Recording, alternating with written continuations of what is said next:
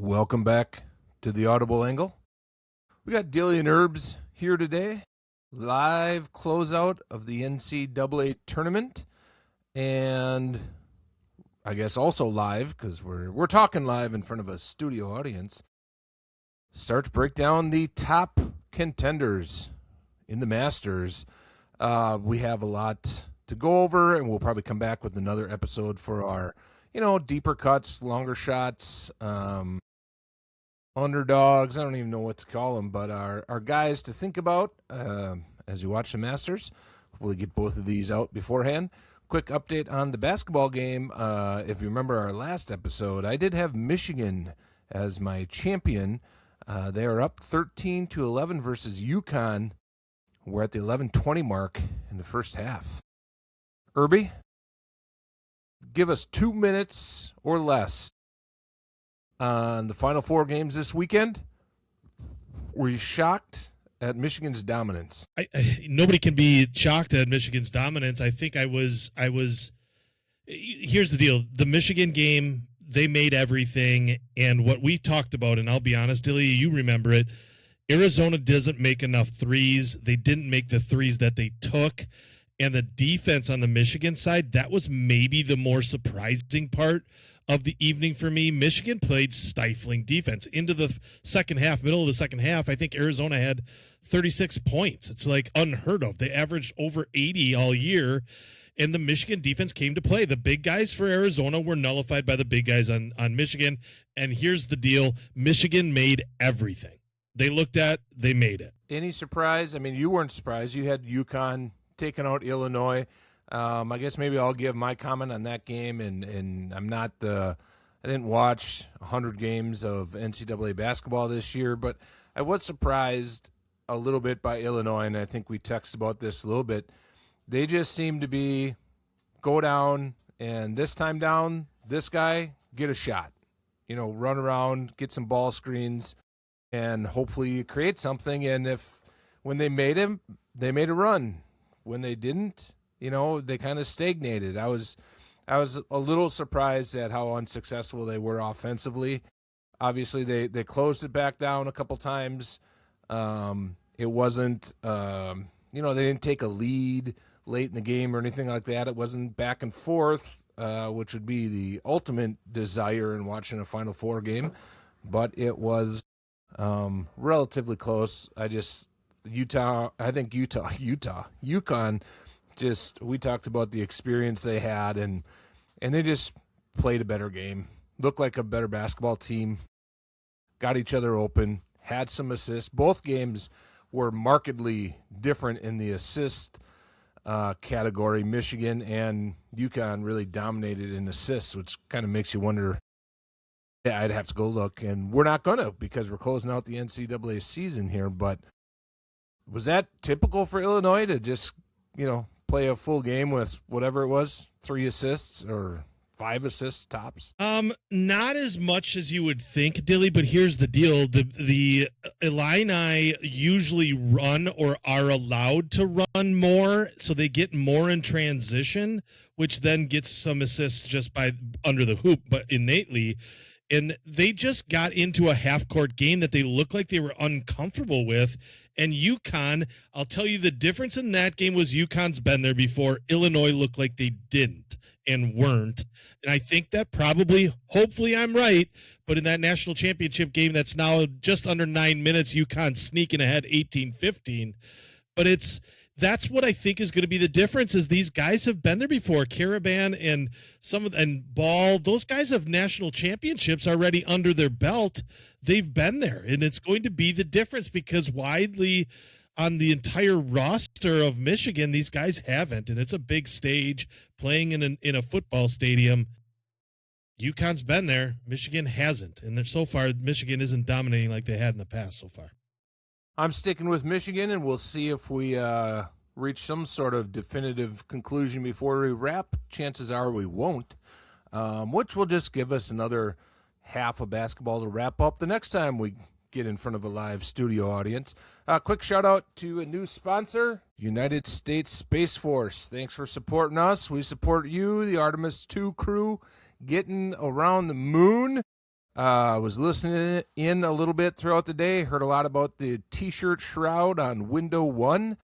It's amazing to think we're going around the moon and we're one shroud short to cover the window to get the lighting right, as they're going to do a bunch of photography of the backside of the moon. And so they had to hang up a T-shirt to block one of the windows. Good stuff. Also good toilet talk on the mission so far. Urby, are you an Artemis II moon mission guy? I am not watching it close to you. I think we're on day 7 today of the space adventures. Is that correct? As they kind of slingshot around the moon and go on to the backside, they're going to be going into day 7, something like that. Maybe this morning was day 8 or day 6. Sorry. So yeah, interesting. Go ahead. I was going to say the live update is I believe they've wrapped around the moon and are on the way back. Oh, wow. So that went fast today. Doesn't take long, but Dilly, the one thing that struck me from listening to this and getting a little bit more information is, why is this the first time we're back? What's going on? Like, what did NASA take like a 30-year hiatus that they didn't want to send anybody up there? We just kind of forgot about the moon mission. What the hell? We've been on it, or is that just a farce? What's going on? I'm confused. I'll give you the short answer, and it is fairly short. Otherwise, we'd have to do a whole nother episode on it. We won the race to the moon, and after that, there was no clear direction, and people lost interest. It was a political thing. It was always a political ambition that we got, some scientific benefit from, and we're going back more with a scientific mission and a development mission. This is moon-based time, and use it to launch deeper space missions. So there's more of a plan now for actually, building out a moon base and eventually getting to Mars and all that sort of thing. And I think, looking back, you'd think, man, we could have done this 30 years ago, or 40, 30-ish, but it'll be a lot easier this time around. Easy, that's relatively speaking, but we'll probably dump some Optimus robots equipped with AI down there, and they'll just work 24/7 building on the ground there, and they'll have mining operations and harvest water and create fuel for future missions. It's going to be a big deal. We're going to love it. We're all going to space soon anyway. That's where we came from, so what's the big deal? Anyway, Urby, the Masters. Let's get into it. I got 2 buddies that are going to be there live on the ground, at least 2, which makes me wonder, why aren't we at the Masters? Is that we didn't send in for credentials this year? Is that going to be on the list of topics when we lock down that producer role? Yeah, I was a little bit disappointed. We utilized some of our main contacts within the board at the Masters, and unfortunately, we had a few higher expectations than they had kind of driven into their budget. We wanted to be on the 18th green. That's what we had talked about in last year's contract signing, which we had, and evidently they gave it to like a Jim Rome, gave it to that other podcaster that's made it big on ESPN, which we have more litigation, and now we are taking on Augusta National. That's just what we do. Druzy, actually, big news. I'm surprised you didn't lead with that. Druzy's suspension has been extended to another week, which is why you don't see him on tonight's show. Unfortunately, his paperwork that he said his attorneys were ready and were going to put in that would have lifted that sanction has now been doubled down on. It is what it is. So, unfortunately, we're not. Yeah, it's a little indicative of his own decision making on his choice of attorneys. They can't get the paper right. He signed above the line instead of below the line. It's not every mistake you can imagine. You just put a sticker there. It says sign here. You just sign it. I don't know what the difficulty is. The other group that kind of boxed us out a little bit was CBS. CBS apparently bid us out of the picture on broadcast rights. We'll be looking at that in the future. We'll see if they fumble the ball this year. If not, yeah, we'll try to just be on site. We were talking 18th hole on Sunday in particular, Saturday and Sunday. But, something to aspire to. Do we want to start at the top of the list? Number 1 or number 20 on the list you prepared? Which we could have covered this in the numero uno. All right, proceed. Who do you got at number 1? I think this is going to come to shock to many, but when you think about the Masters and being one of the majors that's maybe a little bit easier to predict, Dilly, mostly because it's on the same course, in the same location every single year, right? Jim Nantz says the same, hello, friends. And everything else, Magnolia Lane, the whole 9 yards, is the same. So there's familiarity. I think that you need to talk about analytics a little bit, and approach play at Augusta makes a difference. But more importantly, and this you'll see in the top 10 list, top 20 even in my list, the better indicator of who does well at Augusta are the players that are good around the greens. I am going to start with number 1. It does not come from the PGA Tour. My number 1 guy comes from the LIV, L-I-V. He's currently playing on the LIV. He's only lost to 7 players combined in his last 5 LIV starts. That would be none other than Green Jacket owner Jon Rahm. He has got the hands of every other Spaniard. Jon Rahm is coming in at the top of my list. Dilly, what say you? Well, that's pretty interesting. And the way I was going to play this, well, I honestly thought you might go in another direction until you gave a couple more clues there. The one thing that I was planning on doing is I was going to, there's a website called PGAtour.com, and I'm going to give their rank of your players as you go through the list. And right now, Jon Rahm, PGA Tour Power Rankings, number 6, coming out of Spain, got a little bit of the flat-footed swing. I like it. I like that you came prepared. I like Jon Rahm. I think I like him better than number 6. I don't know if he's my number 1. If I was going to procure my own list, I think there's only one player, and I think it's going to be pretty evident. That's why I kind of question starting at number 1. But for me, and for my other contributor, we'll just call him Big C, who has a tried and true wagering system of analyzing lines and coming up with great golf information for folks. We'll disclose that maybe in the show notes if he wants to share that. I think it is a proprietary system that he's developed, along with casual fan and most people with that watch golf ever, Scottie Scheffler. I mean, how can you not have Scottie Scheffler number 1? I do like Rambo as the forgotten man. Everybody forgets this guy rolls up and wins majors and wins the Masters frequently. I like the pick. I think he was top 15 last year, and you'd have to look around in order to find a bad Jon Rahm round. Who's your number 2? And it's going to start getting nerve-wracking if a certain recently mentioned golfer isn't in here pretty soon. Yeah, and you're not going to get him. You're not going to get me to say his name right away, because I'm going to go with a guy that says that you say his last name wrong every single time you see him on the leaderboard. You're going to call Ludwig Aberg, but it's not. It's Oberg. He is trending currently with 3 straight top 5s. Okay, so he's playing well and playing hot. In Augusta is important. The last 2 Augustas, he's placed 2nd and 7th. Okay, at the Masters. Ludwig Oberg has the game to be, because he's got that short game. He's got great hands, not as good as Johnny Rahm. That's why Jon Rahm is at number 1 and Ludwig is at number 2.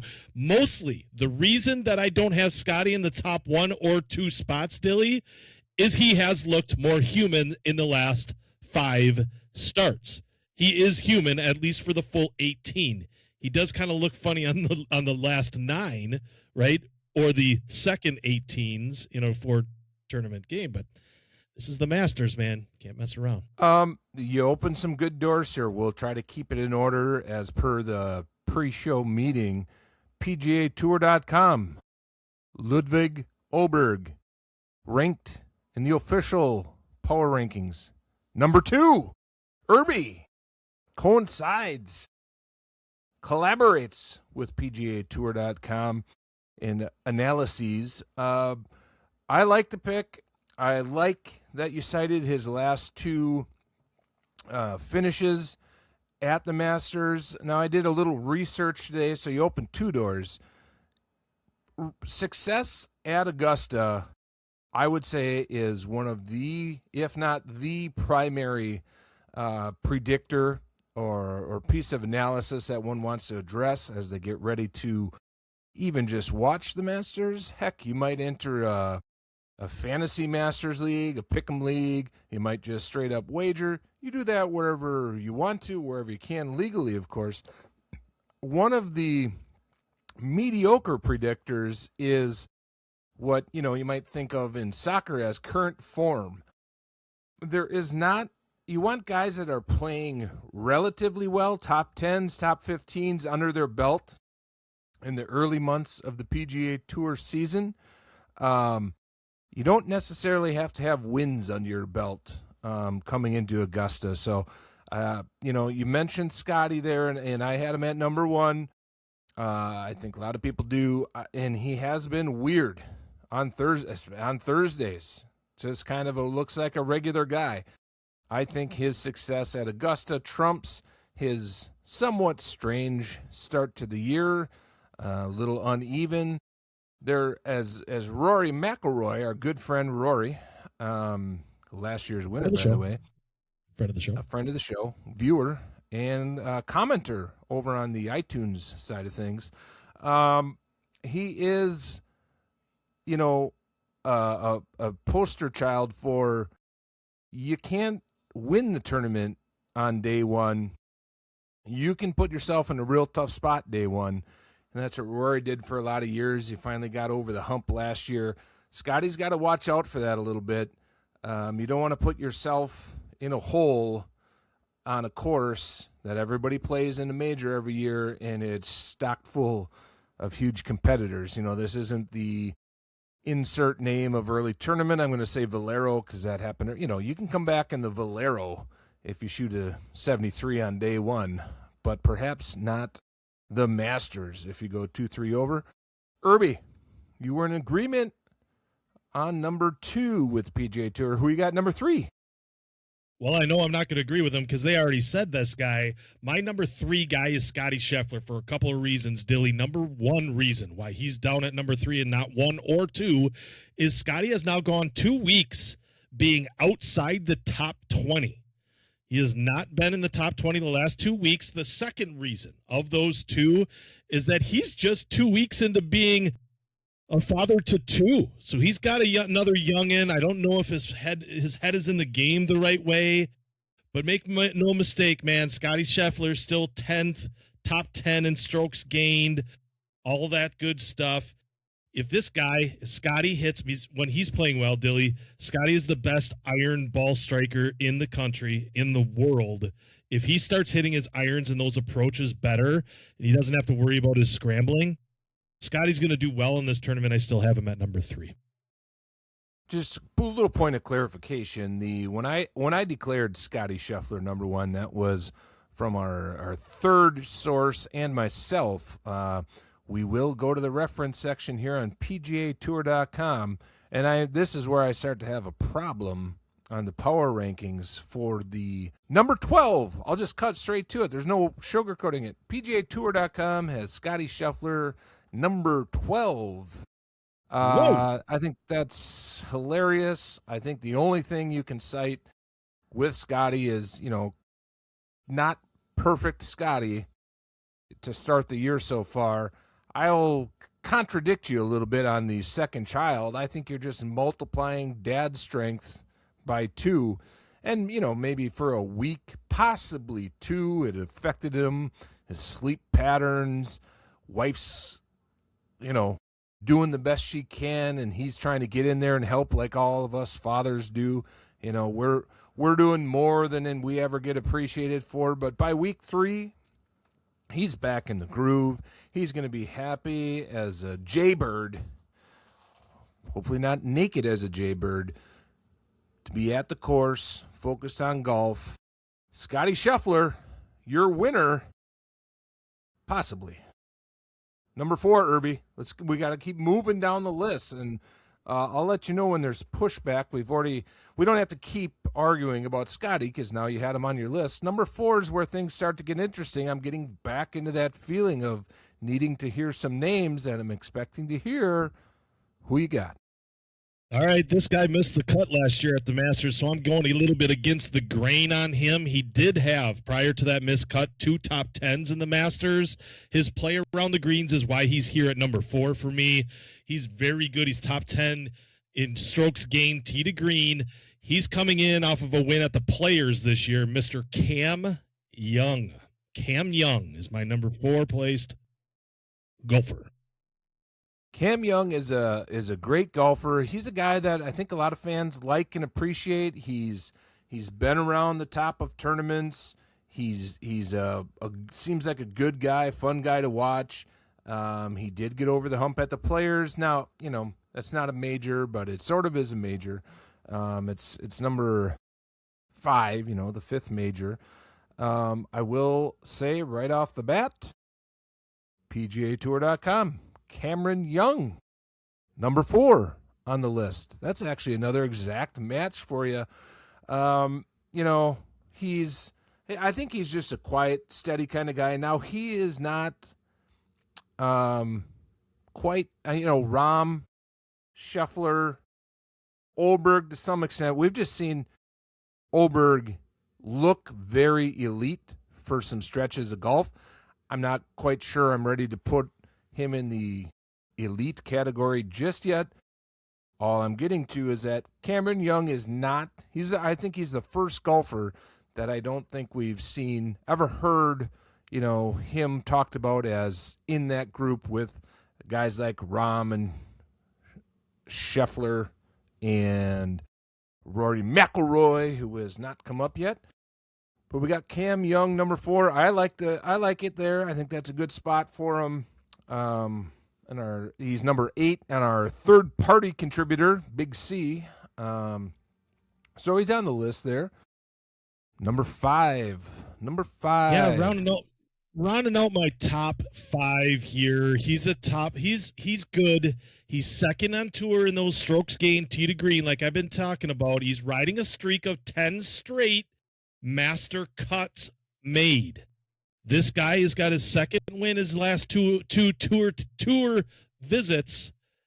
I call him Fitzy because him and I have coffee when he's here kind of visiting. Matt Fitzpatrick. Fitzy. Number 5. Fitzy, I got to be honest, I've gone a little back and forth on Fitzy over the years. I used to be kind of interested. He's a peculiar guy. He keeps a log of every round he's ever played since he was 7 years old, and he remembers every shot and writes it down, and he's a very calculated golfer. He's had success this year. He's been playing pretty good for him. He's had some moments where he's been at the top of the heap. PGAtour.com. Matt Fitzpatrick from England, number 1. Number 1. PGAtour.com power rankings. Thanks to our sponsor, PGAtour.com, and all their affiliates. I'm just going to say, I don't think it's happening. I think I just don't. He could prove me wrong, and maybe this is the season where all the calculations and all that work for him for a longer stretch than it ever has before. I just think the Masters, Augusta, things happen. Scottie Scheffler starts going crazy. Some golfers we haven't mentioned yet.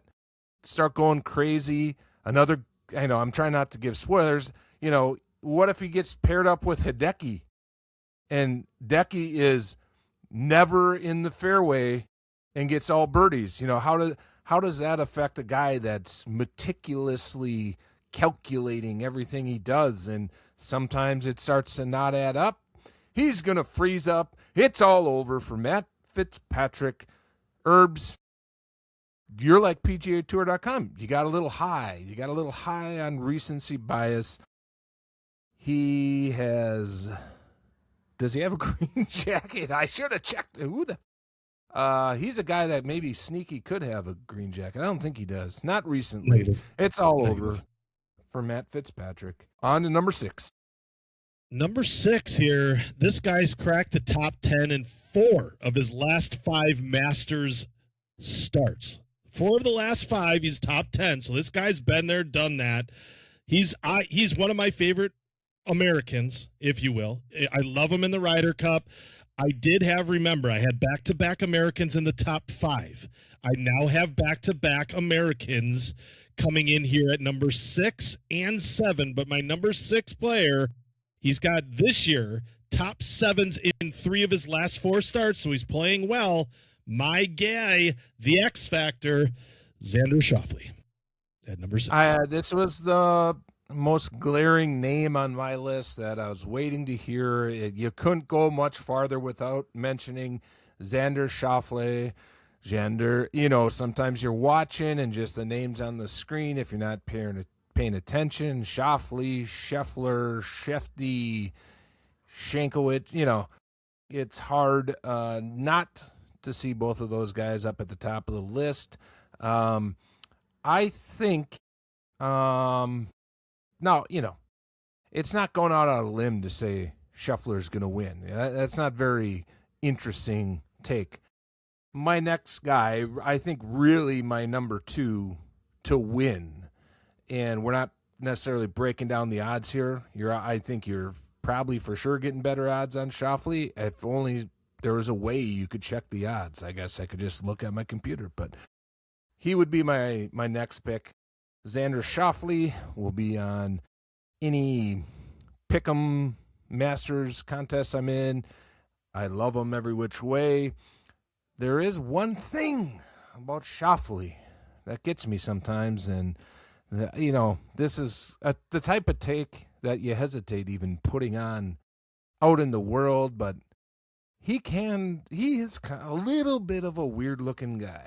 And as a guy that's used to seeing a guy that looks like myself in the mirror every day, every once in a while I see Schauffele, and you think, man, where are the Teenage Mutant Ninja Turtles? Shouldn't he be mentoring them?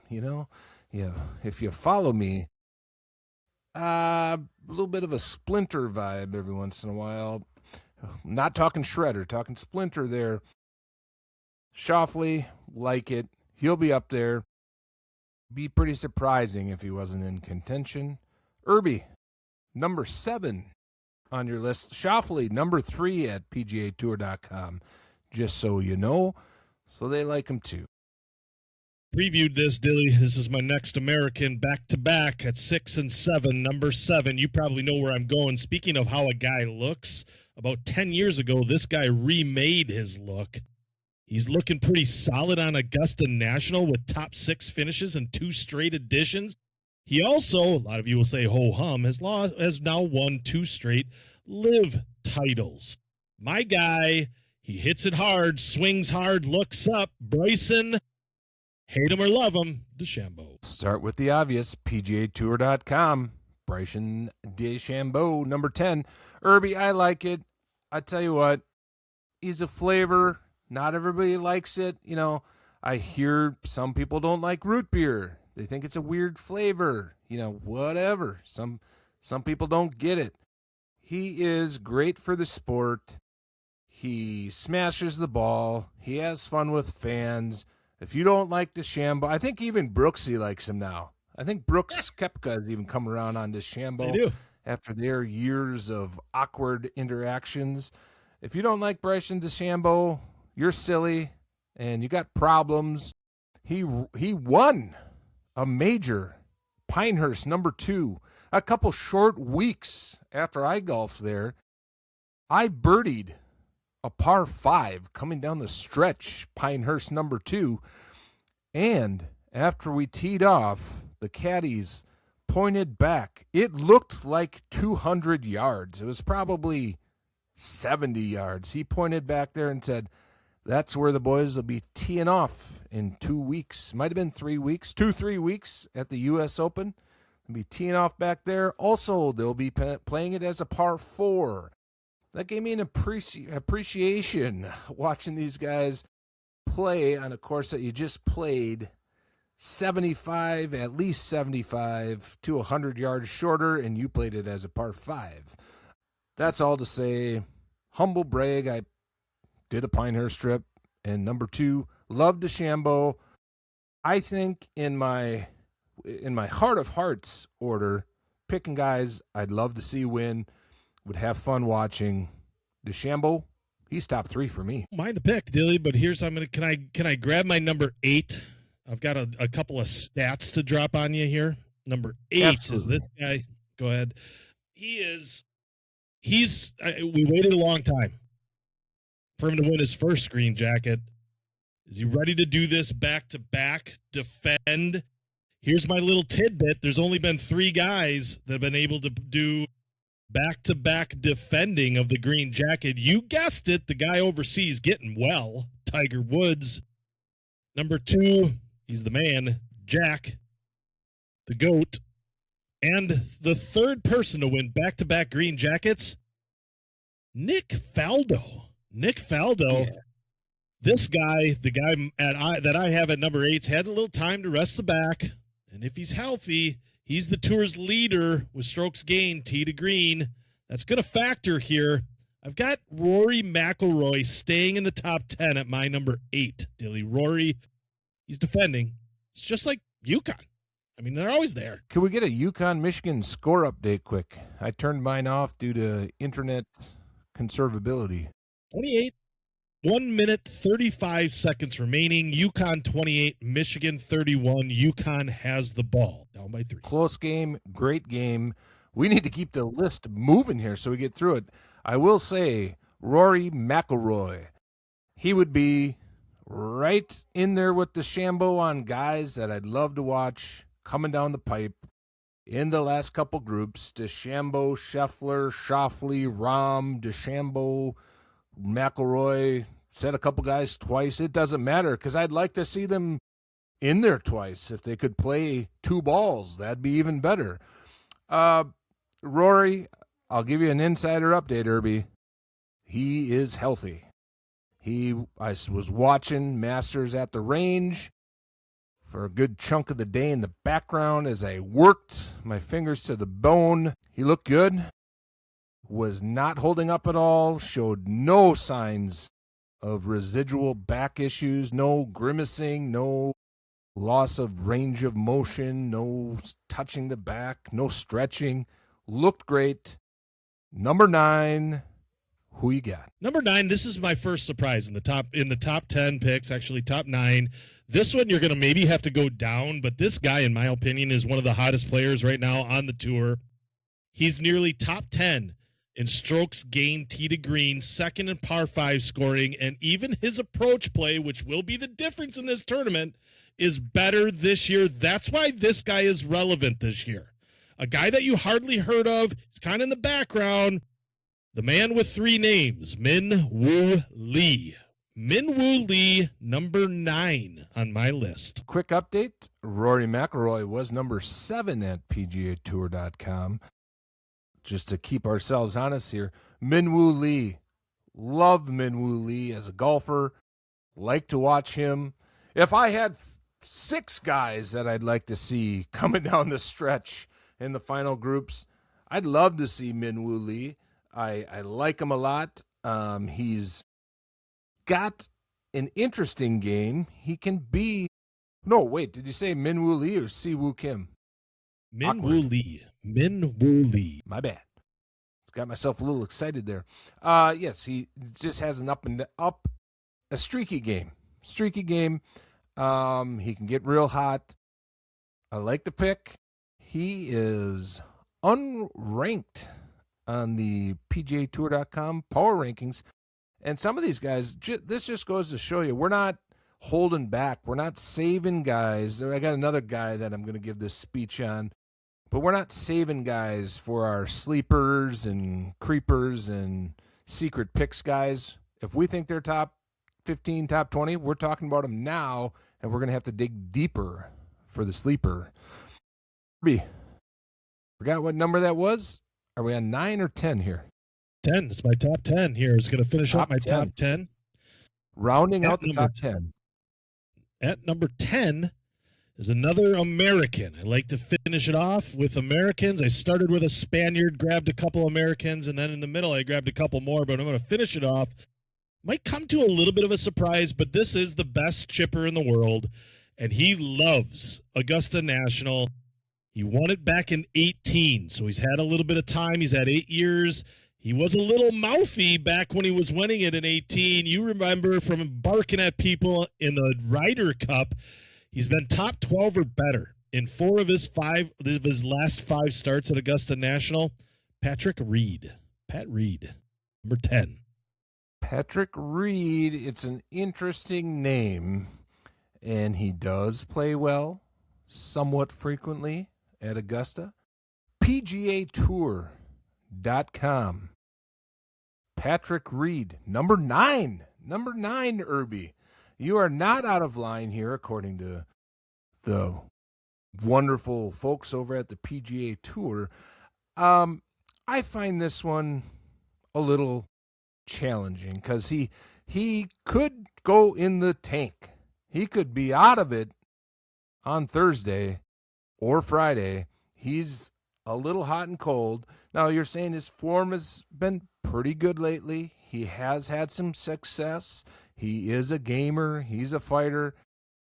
We talked about love him or hate him. We talked DeChambeau as if he's love him or hate him. Patrick Reed is on a whole different scale of love him or hate him.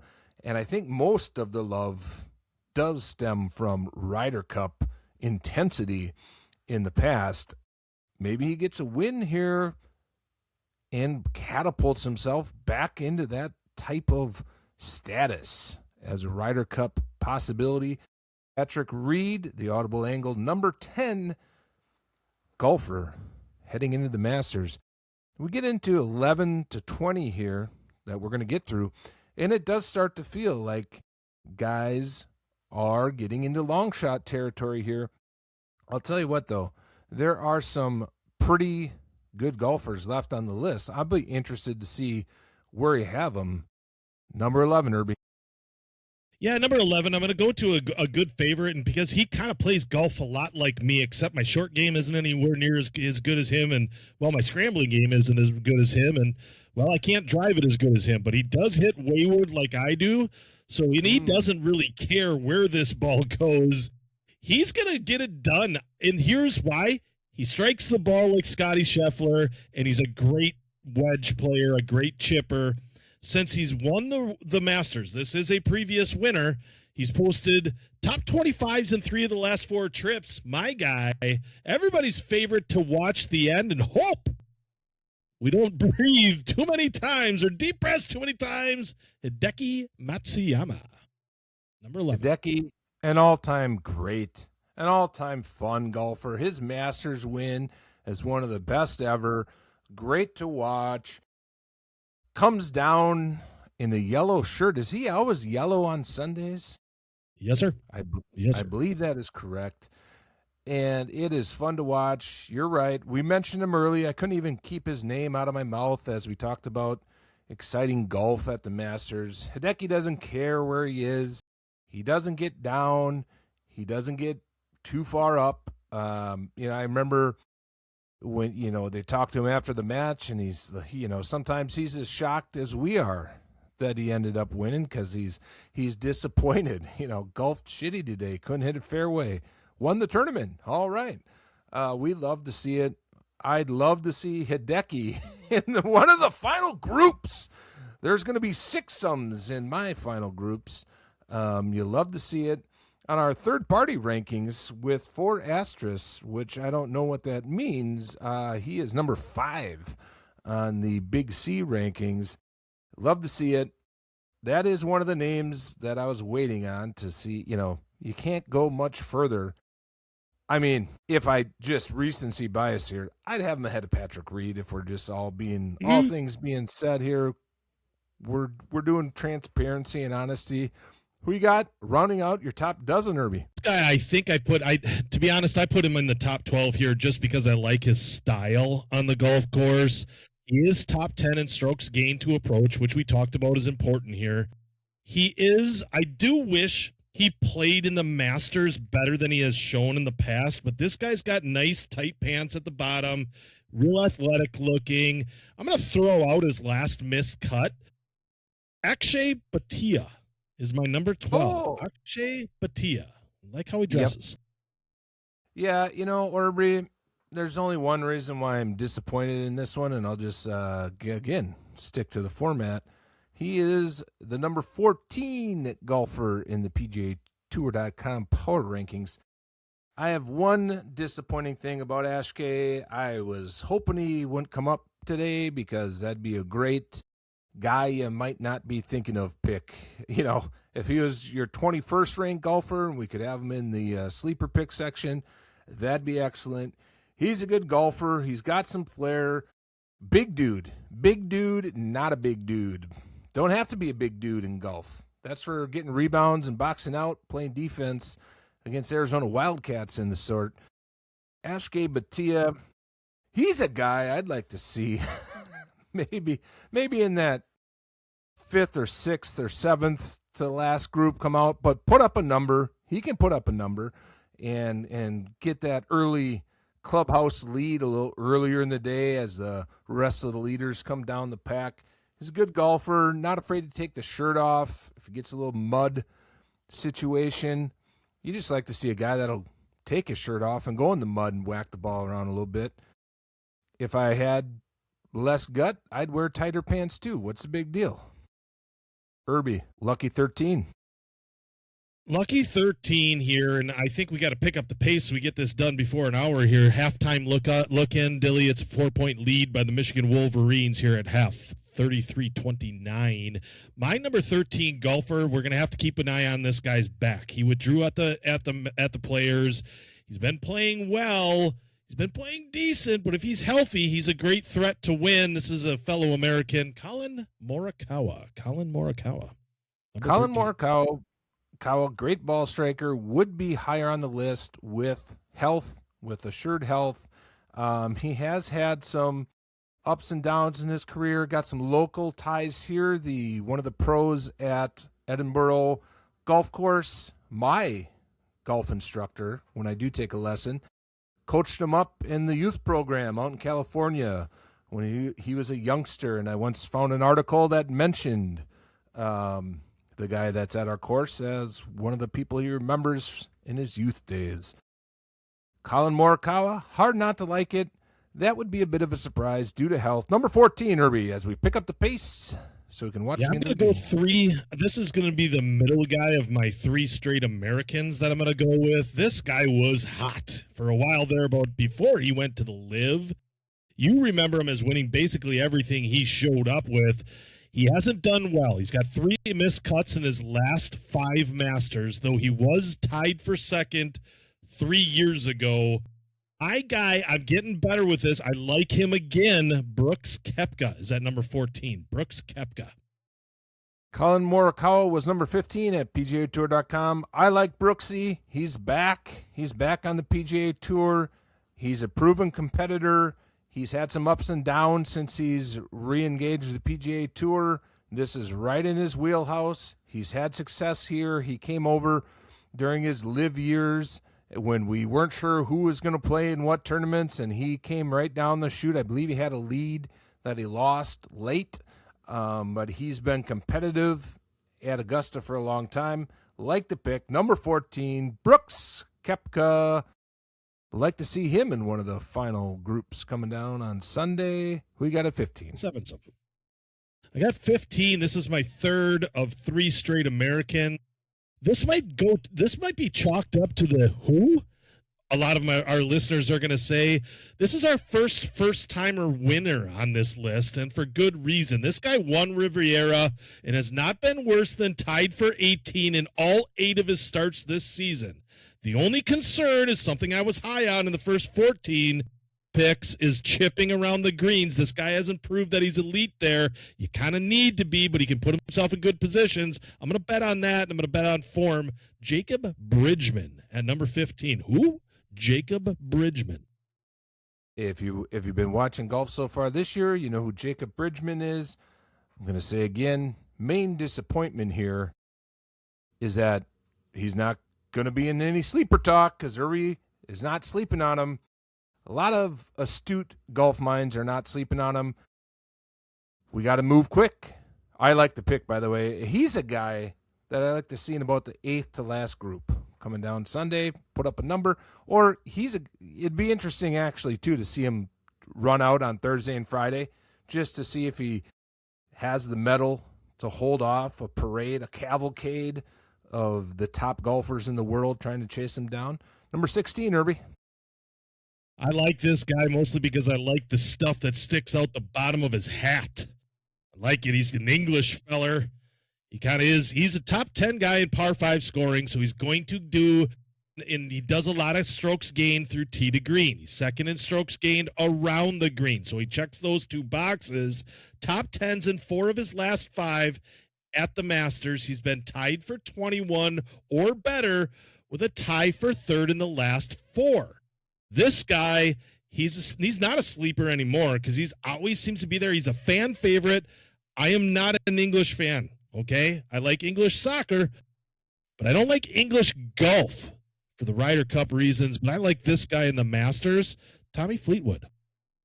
Tommy Fleetwood, PGA Tour, number 5 in the power rankings. The only comment here is you'd be hard pressed not to appreciate a Tommy Fleetwood win. I think only the most cynical of us would deride that, and it would only be because he's been such a fan favorite who hasn't won a major for so long now. It seems like forever. He's 35 years old. It's if when he gets one, when he gets one, it'll be well deserved. It'll be interesting to see him if he's near the top, especially just to see, is it a hang on? Is it a crunch time issue that maybe he might not get over in a major? You could find out this week on CBS. Next up, Urben. Number 17, I've got another American. I've got another fresh face. This is a first-time gamer winner on the tour this year. Different than the last guy I said because this guy can hit it. He's got some pop. This guy hits it long, got power, kind of everybody's like, us guys that play on the weekends, weekend warriors. Maybe we play one weekday in league. We like to look at our games like this dude. He's top 10 in par 5 scoring too in gains and strokes gained or tee to green, but a lot of power. This is Chris Gotterup, number 17 on my list. Chris Gotterup. I could smell that one cooking as soon as he said he's got a lot of power. It's another guy, kind of like Bridgman. If you haven't tuned into golf much recently in the last several months, he might be very under the radar for you. But he's a fun guy to watch. He's new to being in the mix at the top of these tournaments, and that'll be interesting to see. I like that you're mentioning him, except for the fact that, it'd be cool to bring him up as a sleeper. But we don't have sleepers on the Audible Angle, apparently. We just go and get it over with. He's in the top 20. Who you got next, Urben? Number 18, here's an American that we kind of slept on. He was real good. He's in conversations, Dilly. When he came on the tour, he was in conversations of being the next Tiger Woods. Then we had a guy like Scottie Scheffler that snuck in there. Brooks Koepka that kind of snuck in there, took some of that out of there. This is a guy that always seems to play well at Augusta National. That's evidenced by he was struggling last year, and he got a gritty tied for 14th, kind of sneaky finish. I like this guy if this flat stick is working. I'm betting on it working this year. Jordan Spieth at my number 18 spot. Jordan Spieth. I tell you what, it's He's in a category of guys that people would love to have a little renaissance in the career, a little comeback story. He's worked through injuries. He's another guy, if you get on YouTube, I might have been on YouTube earlier today. I might have seen him hit it off a building, stick it in a gutter, hit it off concrete. Par. He's that kind of golfer. A little less successful in recent times than Hideki, but similar, play it anywhere, swing hard, fall off backwards over a cliff. You want to watch. He's a guy I'd love to see still in the mix on Saturday and Sunday. I'm trying to tone it down a little bit. I realize we're not doing it like a shootout at your club championship where they have 30 guys tee off at once and you drop the bottom 4 each hole. That'd be a fun way to end the Masters. Won't be happening this year. Urby, are we to number 20 now? Nope, we're at 19, one short of that. I'm going to go with a foreign guy. These two foreign guys, it's probably not the brother that you think I'm going to mention here, okay? This is the last name. I'm not going to say it, but he had his Masters debut last year. Finished tied for 16th. 2 years ago, he finished tied for 16th in his debut at the Masters, and then he missed the cut promptly after that. But this guy is trending. He's playing well. He just placed second at Houston. This is my 19th pick, Nikolai Hogard. Number 19. Now, Urby, Nikolai, well, they did both qualify. Good. I had a little heart palpitation there. People like to call us out when we tell us Braden Smith isn't actually in his 9th year. Guess what, folks? Don't give a shit. Oh, Purdue had the lead at halftime. Yeah, we know. It's part of how we write up the script. Højgaard is in, had a little heart palpitation there. The Højgaards, maybe it helps perception a little bit when you got two guys with the same last name who are bros, and they get to kind of both get the limelight for each other. Maybe that's a, inappropriate comment on twins, but I'll tell you what, I don't hate the pick. There's another European I'd rather talk about, but we'll do that in the guys we missed chat. Final 5 minutes. Number 20, Irby. Yeah, this is a guy that I don't, I kind of pick him because 10 years ago, I thought he was kind of out of the game. Like, I thought I saw him kind of checking himself out. He's got a buttery sweet swing. You cannot argue with that. This guy is from down under. And he's going to go low this year. This would be my top 20 sleeper. This guy's stroke is so good. He's third in strokes gained, approach, and proximity. That's going to keep him in the conversation. Adam Scott at number 20, rounding out my top 20. Adam Scott. That is not who I thought you were going to go with. Adam Scott, former Masters champion, if I'm not mistaken. Am I mistaken, Irby? He has won. You are correct. He is. He seems like he has been golfing since we were kids, and he looks good out there. He's in shape, That's an interesting pick. I'll give you that. That's a sleeper pick. I think if you're building out fantasy golf rosters and there's A, B, C level or a pick 'em, and you got to pick guys from different levels. If he's in a C-level guy, he's an auto pick. He's going to make the cut most likely. He's going to be in the mix. We love Adam Scott. We're glad he's back. Irby, are we ready to talk about who we missed for 2 minutes? I don't know if we need to go in that. Let's save that for next episode, man. Who did we miss? Who are our sleepers? All that good stuff. We got to go 21 through at least 40, and there's going to be some guys there that we missed. I will tell you, Dilly, I'll give you a sneak peek. There's probably a lot of listeners. I will give away my number 21 pick right now. This guy is solid, all right? Next to Rory McIlroy, he's coming off one playoff loss to Rory. My 21st pick, and I know we didn't plan on it, but I'm just going to give you a look. This guy does a lot of fist bumps. He's one of those guys that I don't like. I like soccer from this country. I don't like golf from this country. This guy is a thorn in my side when he's wearing the wrong colors. Justin Rose. That's one guy that I think probably deserves to be in the top 20, but he's outside looking in my list. 21. I'll give you my quick sneak peek. at our next episode. Where the hell is Bobby McIntyre, Urbs? That's who I was waiting for. Bobby McIntyre, he's in the mix. Don't know what you're doing. Top 20 is questionable without Bobby McIntyre. We'll be back with you soon. It'll be more Masters talk and maybe a little wrap on the national championship game. Talk to me, Thanks, Goose. Urbs. Maverick. You're going to be there. I know you're going to be there in the next Maverick 9 McNeely? picks. Yeah, baby. Yeah. Next 9 picks. He's there. He's going to crack the top Big 30. Ten is back. They got the championship wrapped up. See you, Dilly. Over now. See ya.